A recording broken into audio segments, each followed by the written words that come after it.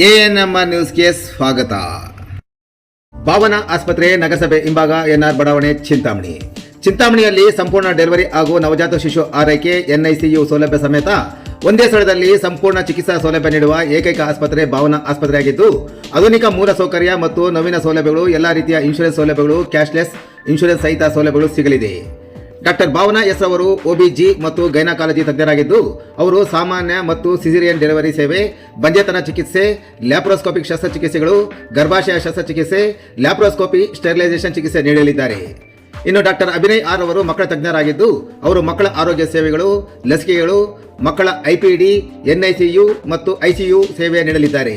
ಇನ್ನು ಇತರೆ ವೈದ್ಯರಿಂದ ಸದರಿ ಆಸ್ಪತ್ರೆಯಲ್ಲಿ pediatric neurology, pediatric surgery, general medicine ಮತ್ತು general surgery, ENT nephrology, urology, onco surgery ಚಿಕಿತ್ಸೆ ಸಿಗಲಿದೆ. ಇನ್ನು ಹೆಚ್ಚಿನ ವಿವರಗಳಿಗೆ ಸಂಪರ್ಕಿಸಿ ಭಾವನಾ ಆಸ್ಪತ್ರೆ, ನಗರಸಭೆ ಹಿಂಭಾಗ, ಎನ್ಆರ್ ಬಡಾವಣೆ, ಚಿಂತಾಮಣಿ. ಮೊಬೈಲ್ ಸಂಖ್ಯೆ 7899001345.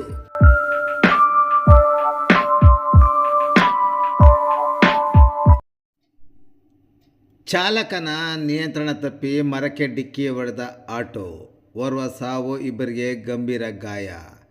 ಕೋಲಾರ ಜಿಲ್ಲೆಯ ಶ್ರೀನಿವಾಸಪುರ ತಾಲೂಕಿನ ಗಂಡಮನುತ್ತ ಕ್ರಾಸ್ ಬಳಿ ಭೀಕರ ರಸ್ತೆ ಅಪಘಾತ ಸಂಭವಿಸಿದ್ದು, ಚಾಲಕನ ನಿಯಂತ್ರಣ ತಪ್ಪಿದ ಆಟೋ ಮರಕ್ಕೆ ಡಿಕ್ಕಿ ಹೊಡೆದ ಪರಿಣಾಮ ಓರ್ವ ವ್ಯಕ್ತಿ ಸ್ಥಳದಲ್ಲೇ ಮೃತಪಟ್ಟಿದ್ದಾರೆ. ಆಟೋದಲ್ಲಿದ್ದ ಒಂದೇ ಕುಟುಂಬದ ಇತರರು ಇಬ್ಬರು ಗಂಭೀರವಾಗಿ ಗಾಯಗೊಂಡಿದ್ದಾರೆ. ಮೃತಪಟ್ಟ ವ್ಯಕ್ತಿಯನ್ನು ಶ್ರೀನಿವಾಸಪುರ ತಾಲೂಕಿನ ಪಾಳ್ಯ ಗ್ರಾಮದ 50 ವರ್ಷದ ಶ್ರೀನಿವಾಸ್ ಎಂದು ಗುರುತಿಸಲಾಗಿದೆ.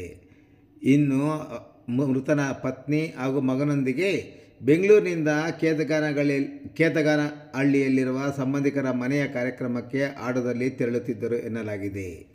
ಈ ವೇಳೆ ಗುಂಡಮನತ್ತ ಕ್ರಾಸ್ ಬಳಿ ಆಟೋ ಚಾಲಕನ ನಿಯಂತ್ರಣ ತಪ್ಪಿ ರಸ್ತೆ ಬದಿಯ ಮರಕ್ಕೆ ವೇಗವಾಗಿ ಡಿಕ್ಕಿ ಹೊಡೆದಿದೆ. ಅಪಘಾತದಲ್ಲಿ ಗಂಭೀರವಾಗಿ ಗಾಯಗೊಂಡಿರುವ ಶ್ರೀನಿವಾಸ್ ಅವರ ಪತ್ನಿ ಅಂಜಮ್ಮ ಮತ್ತು ಮಗ ವೆಂಕಟೇಶ್ನನ್ನು ಹೆಚ್ಚಿನ ಚಿಕಿತ್ಸೆಗಾಗಿ ಕೋಲಾರ ಜಿಲ್ಲಾ ಆಸ್ಪತ್ರೆಗೆ ರವಾನಿಸಲಾಗಿದೆ. ಪ್ರಸ್ತುತ ಅವರು ತೀವ್ರ ನಿಗಾ ಘಟಕದಲ್ಲಿ ಚಿಕಿತ್ಸೆ ಪಡೆಯುತ್ತಿದ್ದಾರೆ ಎಂದು ತಿಳಿದು ಬಂದಿದೆ. ಇನ್ನು ಘಟನಾ ಸ್ಥಳಕ್ಕೆ ಶ್ರೀನಿವಾಸಪುರ ಪೊಲೀಸ್ ಠಾಣೆ ಅಧಿಕಾರಿಗಳು ಭೇಟಿ ನೀಡಿ ಪರಿಶೀಲನೆ ನಡೆಸಿದ್ದಾರೆ. ಈ ಕುರಿತು ಪ್ರಕರಣ ದಾಖಲಿಸಿಕೊಂಡಿರುವ ಪೊಲೀಸರು ಮುಂದಿನ ತನಿಖೆಯನ್ನು ಸಹ ಕೈಗೊಂಡಿದ್ದಾರೆ.